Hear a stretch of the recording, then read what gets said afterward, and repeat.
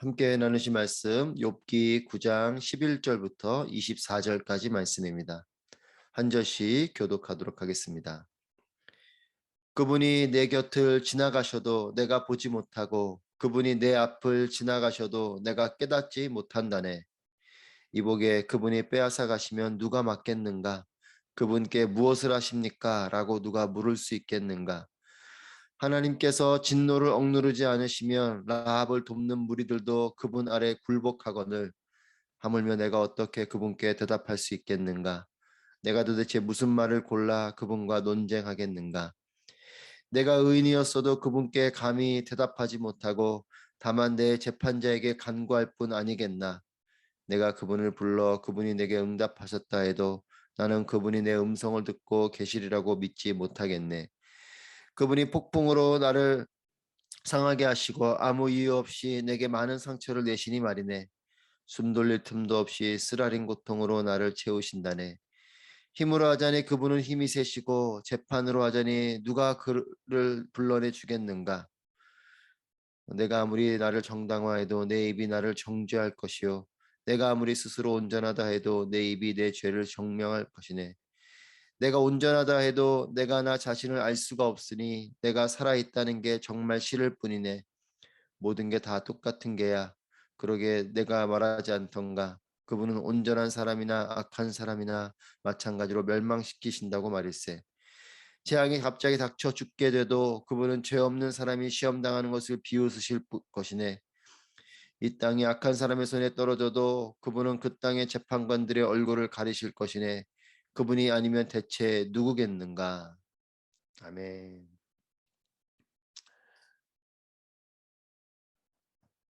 오늘도 살아계신 하나님을 찬양하며 또 우리가 역사하시는 하나님을 송축합니다. 어, 오직 주님만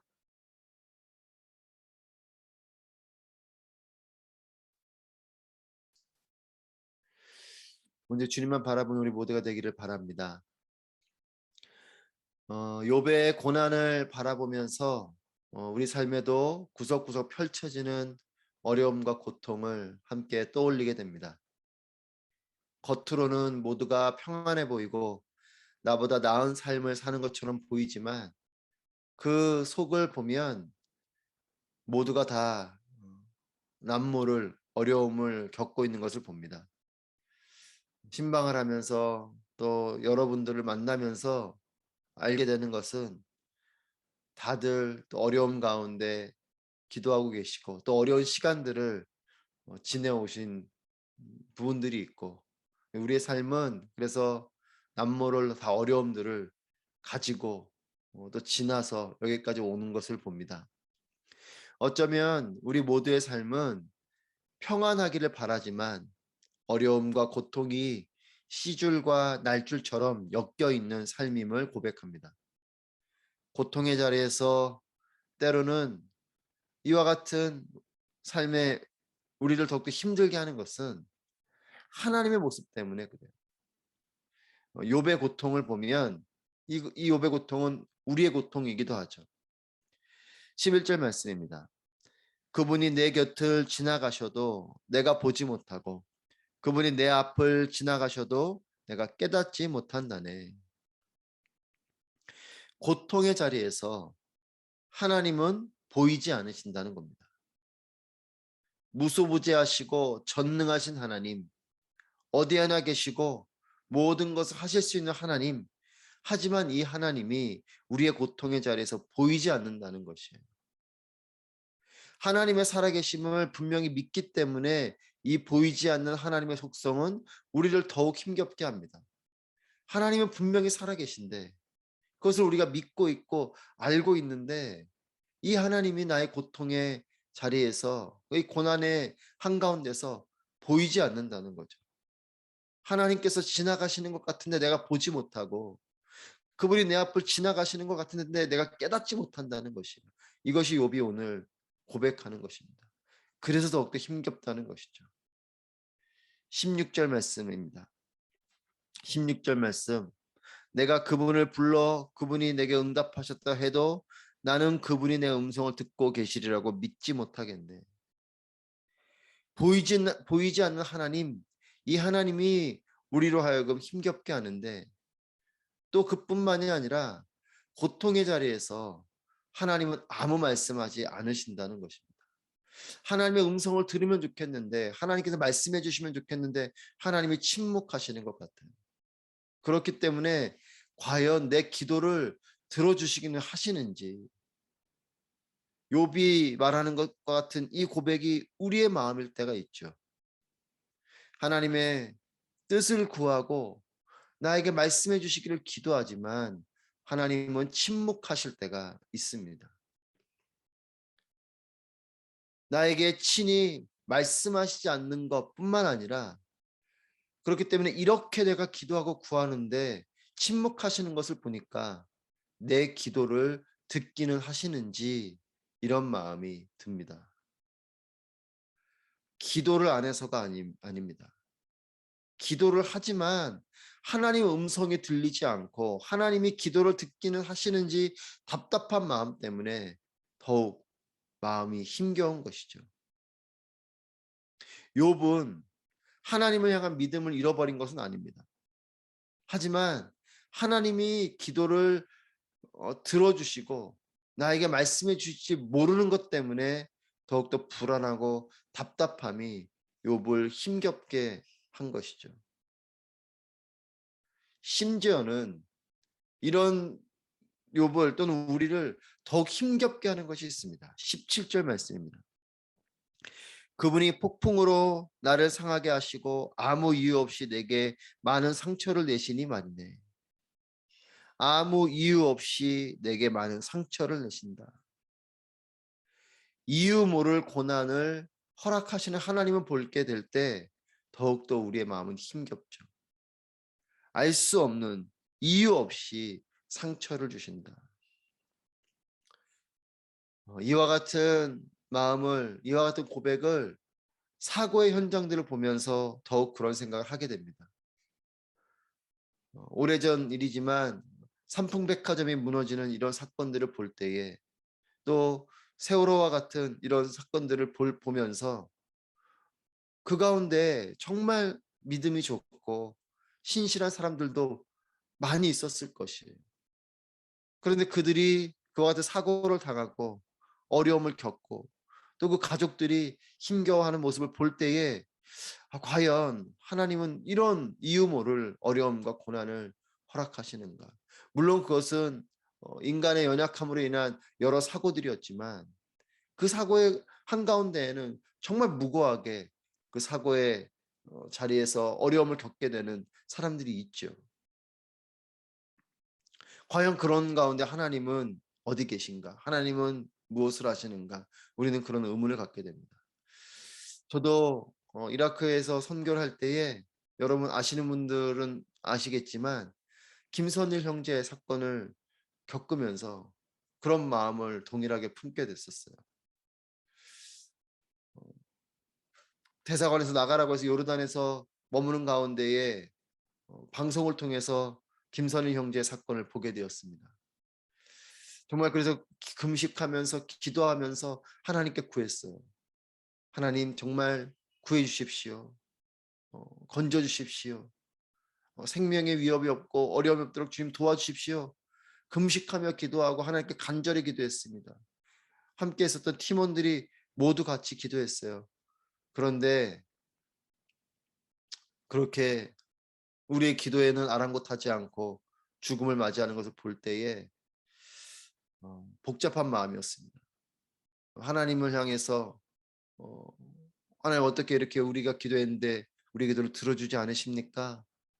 이런 마음을 품으면서 이유 모를 이런 상황들 속에 기도했는데 그 기도 가운데 제 마음 가운데 묵상케 되고 떠오르게 된 장면이 아벨이었습니다. 여러분 가인과 아벨을 잘 아시지 않습니까? 아벨은 하나님께서 기뻐하셨던 성경에 기록된 첫 예배자예요.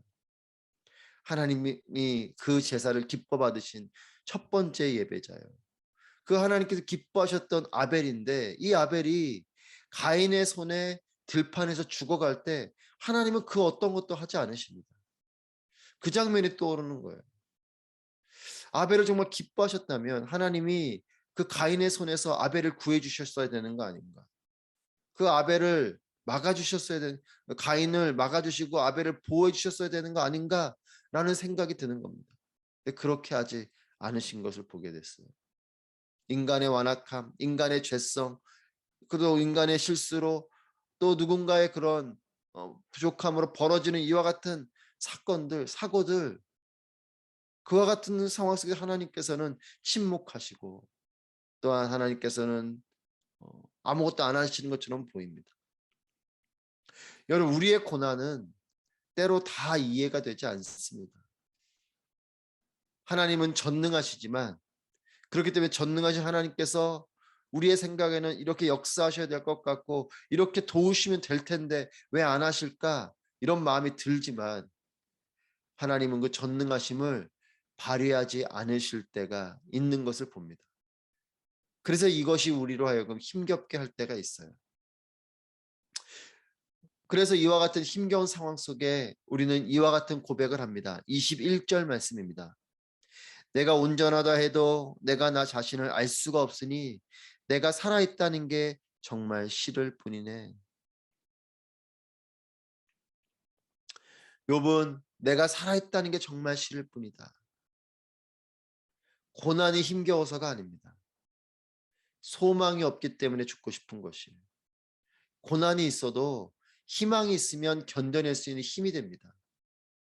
죽음을 묵상하는 사람들은 그 어떤 소망도 보이지 않는 절망만이 가득한 상황으로 여겨질 때에 이런 죽음을 묵상하는, 죽음을 생각하는 이런 마음을 품게 되는 거죠.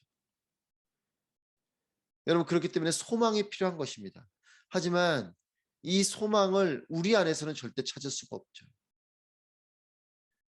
이 모든 상황 위에 계신 하나님만이 소망이세요. 여러분, 침묵하시고 보이지 않으시는 분이시기에 답답함도 있지만, 하지만 그렇기 때문에 우리의 생각을 뛰어넘어 역사하실 것을 믿게 되는 것이기도 합니다. 비록 지금 침묵하시는 것 같고 지금 내가 이해가 되지 않는 것일 뿐이지 하나님은 우리의 생각보다 뛰어나시고 우리의 계획보다 뛰어나시고 더 많은 방법을 가지고 계시고 또한 큰 일을 행하시는 하나님이시기 때문에 하나님이 역사하시지 않는 것처럼 여겨지는 것은 우리의 마음이에요. 하나님 우리의 생각과 다르게 일하시는 분이시고 하나님 우리의 생각보다 크신 분이시기 때문에 하나님의 그 일하심을 볼 때에 우리는 비록 지금 역사하시지 않는 하나님 앞에 답답한 마음이 있지만 우리는 그렇기 때문에 하나님께 더욱더 소망을 둘 수밖에 없는 것이고 하나님께 소망을 두며 우리는 절망이 아닌 소망을 바라보는 그런 믿음을 품어야 되는 것입니다. 12절, 19절 말씀 보시면 12절에서 욥이 이렇게 고백합니다. 이복에 그분이 빼앗아 가시면 누가 맡겠는가? 그분께 무엇을 하십니까? 라고 누가 물을 수 있겠는가? 19절 말씀. 힘으로 하자니 그분은 힘이 세시고 재판으로 하자니 누가 그를 불러내 주겠는가? 하나님의 전지전능하심만이 소망이 되는 것입니다. 이해가 안 되는 상황 속에서 내 상식을 뛰어넘는 것은 하나님의 일하심밖에 없어요. 내가 그 상황을 이겨낼 수 있겠습니까? 내가 그 상황을 이해할 수 있겠습니까? 우린 다 알 수 없습니다. 우리는 그것을 이겨낼 수 있는 소망이 우리 안에는 없어요.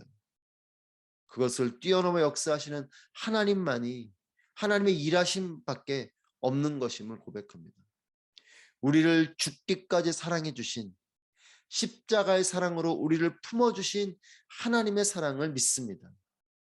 비록 지금 내 눈에 보이지 않는 것일 뿐이요. 지금 내가 이해되지 않는 것일 뿐이지 우리는 하나님이 우리를 얼마나 사랑하시는지 십자가의 사랑을 통해서 우리는 그 사랑을 분명히 보게 되었습니다. 그렇기 때문에 이 사랑을 우리가 기억한다면 하나님은 여전히 우리를 이 고난 가운데 어려움 가운데 우리를 건져 주실 것이요. 또 우리와 함께 하시며 우리를 도우시고 인도하실 것을 믿는 그 믿음을 품게 되는 것입니다. 그와 같은 십자가의 사랑, 죽기까지 사랑하신 분이 우리를 포기하시겠습니까? 절대 그렇지 않습니다. 단지 하나님의 방법이 있는 것이요, 하나님의 계획이 있는 것이죠. 하지만 지금 나는 것을 다 이해할 수 없는 것이요, 지금 나는 것이 답답함일 뿐인 것입니다. 그와 같은 십자가의 사랑을 품으신 하나님은 분명 우리의 아픔 가운데 함께 계시고 함께 해주시고 하나님의 방법으로 우리를 인도해 주실 것을 믿습니다. 하나님을 다 볼 수 없어도, 하나님의 음성을 다 온전히 듣지 못해도, 그래도 오직 하나님만이 소망이 되심을 믿습니다. 보이지 않는다고 없는 것이 아닙니다. 이해되지 않는다고 하나님의 일하심이 없지 않습니다. 우리를 위해 죽기까지 사랑하신 분, 주님의 십자가 사랑을 통해서 하나님의 나를 향한, 우리를 향한 그 사랑을 보게 되시기를 바랍니다. 그 사랑은 결코 우리를 포기하거나 절망에 머물게 하지 않으실 것입니다. 고난이 있지만 고난을 묵상하기보다 하나님을 묵상하게 되기를 바랍니다. 이해되지 않는 답답함에 사로잡히기보다 하나님을 기다리는 인내로 힘입게 되기를 소망합니다. 여러분, 고난도 이해되지 않지만 십자가 사랑도 다 이해되지 않습니다. 고난의 크기보다 더 큰 것은 십자가의 사랑, 하나님의 사랑이에요. 십자가의 사랑이 다 이해되지 않아도 우리가 그것을 감사함으로, 은혜로 받아들이게 된 것처럼, 고난도 다 이해되지 않지만 그 고난 한가운데 살아계신 하나님을 바라보며 그 고난의 자리에서 우리는 기다릴 수 있는 것입니다. 하나님은 전지전능하심으로 우리와 함께 하십니다. 하나님을 바라보는 삶은 분명 소망이 있음을 믿습니다. 오늘도 우리의 삶의 자리에서, 그 자리가 때로는 어려움의 자리일지라도, 힘겨움의 자리일지라도 하나님을 바라보는 삶을 통해서 소망을 품고 또 하나님의 때에 하나님의 일하심을 경험하고 맛보게 되는 우리 모두가 되기를 주님의 이름으로 축복합니다. 기도하시겠습니다. 오늘 말씀을 바라보시면서 함께 기도하시겠습니다. 하나님, 하나님을 다 볼 수 없어도, 하나님의 음성을 다 온전히 듣지 못해도 십자가 사랑을 의지하여 오직 하나님을 믿고 기다리고 의지하는 믿음을 내게 허락하여 주시옵소서. 고난을 묵상하며 생각이 많은 삶이 아니라 하나님을 바라보며 기도가 깊어지는 삶이 되게 하여 주시옵소서. 내 상식과 이해의 틀 속에서만 하나님을 만나는 것이 아니라 크고 기이한 하나님을 더 넓고 깊은 영역에서 만나는 성숙한 믿음이 되게 하여 주시옵소서. 함께 말씀을 통하여서 기도하며 나아가겠습니다. 기도하시겠습니다.